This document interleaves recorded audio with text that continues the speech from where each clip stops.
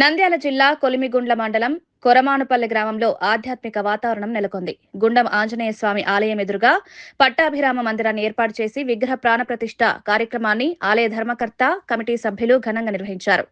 వేద పండితుల మంత్రోచ్చరణల మధ్య ప్రత్యేక పూజలు, హోమాలు నిర్వహించి శ్రీరామ, సీత, లక్ష్మణ స్వాముల విగ్రహాలకు ప్రాణప్రతిష్ఠ చేశారు. కార్యక్రమానికి గ్రామ పెద్దలు, భక్తులు పెద్ద సంఖ్యలో హాజరై స్వామివారి ఆశీస్సులు పొందారు.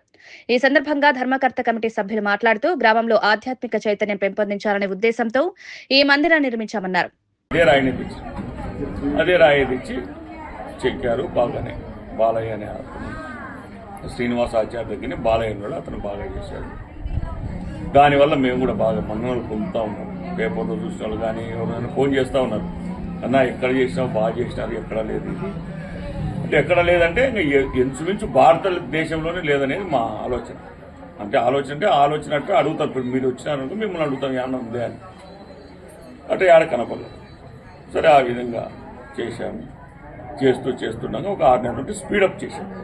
స్పీడ్ ఎప్పుడు చేశామో భక్తులు విరివిగా వచ్చారు. అంతకుముందు వచ్చిన దానికి ఒకేసారి వచ్చారు. ఒక భక్తుడు రావడం, ఒక రోజు వచ్చి పడుకుంటాడు. ఇక్కడ ఆయన స్వయంభూ కదా, ఆంజనేయ స్వామి ఆడ పడుకుంటాడు. ఆయనకి ఏమైనా బాగా అవుతుంది, వీటికి వస్తాడు. స్వామి విగ్రహం చూస్తాడు. స్వామి నేను వాకి ఇస్తాను ఒక ఆయన, మైక్ ఇస్తాను ఒక ఆయన, లేకుంటే కటాజం ఇస్తాను ఒక ఆయన, ఆ వాకి డోర్ ఇచ్చినాడు ఒక ఆయన, అలా ఒకటి కలశం ఒక ఆయన ఇచ్చినాడు. అలా ఇస్తూ ఈ రోజుకు తయారైపోయింది. 27, 28, 1వ తేదీ ప్రతిష్ఠా కార్యక్రమం పెట్టాము. ప్రతిష్టకు కూడా మేము ఊర్లో లేకపోయినప్పుడు విపరీతమైన ఉత్సాహం మనుషులకు. మేము పోతాం కదా, ఒక 7 రోజులు తిరిగాం, డోర్ టు డోర్ తిరిగితే అంత ఉత్సాహం అంటే వాళ్ళకు ఒక 5,000, 3,500 ఇచ్చేది ఒక పక్కన పెట్టు, ఖచ్చితంగా రాన్నా, నువ్వు మంచి పని చేస్తున్నావు, మా ఇంటికి రాన్నా, ఇంట్లో కూర్చోవాల్సిందే అన్నా అని అట్లా కూడా టైం వస్తుంది.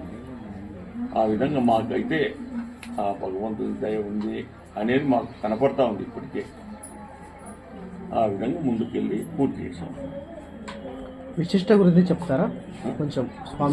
ఎప్పటి నుంచి ఈ రాముతో నేను కూడా రామునికి రామభక్తులు నెట్టున్నారు ఇప్పుడు ప్రస్తుతానికేమో.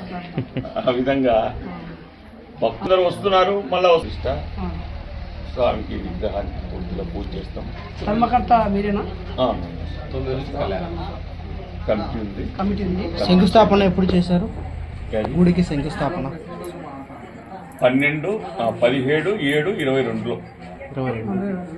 ఆ రోజు చేశాం. 3 సంవత్సరాలు అయింది గుడి కట్టారు. క్లియర్ అయింది. గత 6 నెలల నుంచి పూర్తి స్థాయిలో వాస్తవంగా ఈ పట్టాభిరామ విగ్రహము, ఇటువంటి విగ్రహం, ఈ 11 నమూనాలో ఉండే విగ్రహము భారతదేశంలో ఎక్కడా లేదని కన్ఫామ్ కూడా చేసినాము. మనం గూగుల్లో సెర్చ్ చేసినాము, చాలా మందిని పేద పండితులను చాలా మంది అడిగినాము, ఇటువంటి విగ్రహం లేదని. భద్రాచలంపై పీఠాధిపతిని అడిగాము,